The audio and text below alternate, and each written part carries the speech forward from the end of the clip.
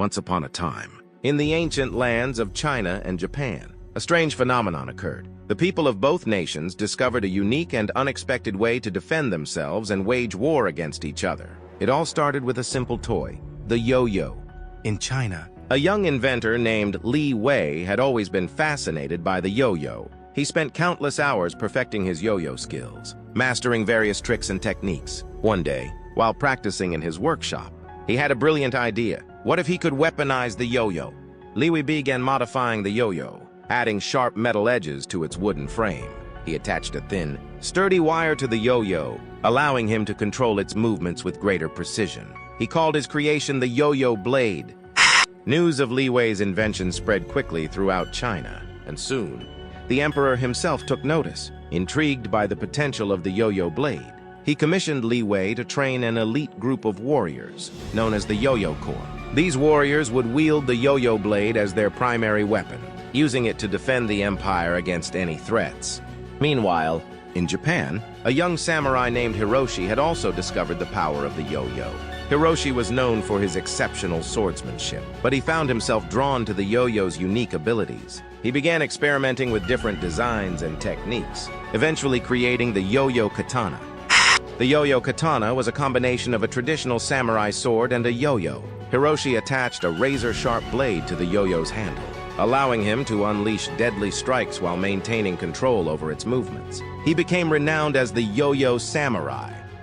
Word of Hiroshi's remarkable invention spread across Japan, capturing the attention of the shogun. Recognizing the yo-yo katana's potential, the shogun ordered Hiroshi to train a group of samurai, known as the Yo-Yo Clan, in the art of yo-yo combat. These samurai would become a formidable force, defending Japan from any enemies that dared to challenge its sovereignty.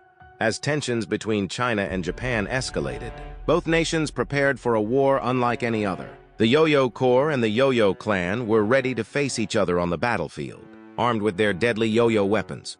The first clash between the Yo-Yo Corps and the Yo-Yo Clan was a spectacle to behold. The air was filled with the whirling sounds of yo-yos being swung and the clash of metal against metal. Warriors from both sides displayed incredible skill, using the yo-yo's momentum to launch devastating attacks and counter their opponents' moves. The war between China and Japan raged on, with each side constantly refining their yo-yo weapons and techniques. The yo-yo blade and the yo-yo katana became symbols of their respective nations' strength and resilience.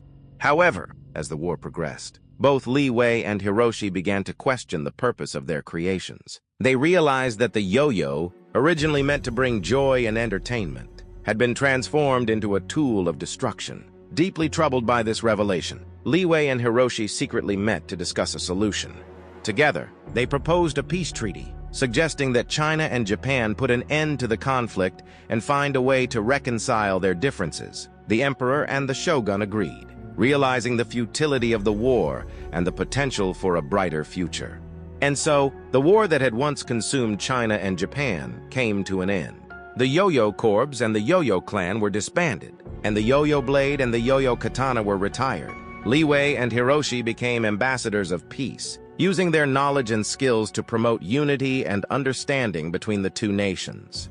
From that day forward, the yo-yo would be remembered not as a weapon, but as a reminder of the power of friendship and the ability to turn something destructive into a force for good. And the people of China and Japan would forever cherish the lessons learned from their unique and unexpected yo-yo warfare. What kind of weapon would you design to fight in a war? Feel free to comment below, and don't forget to like and follow for more tales.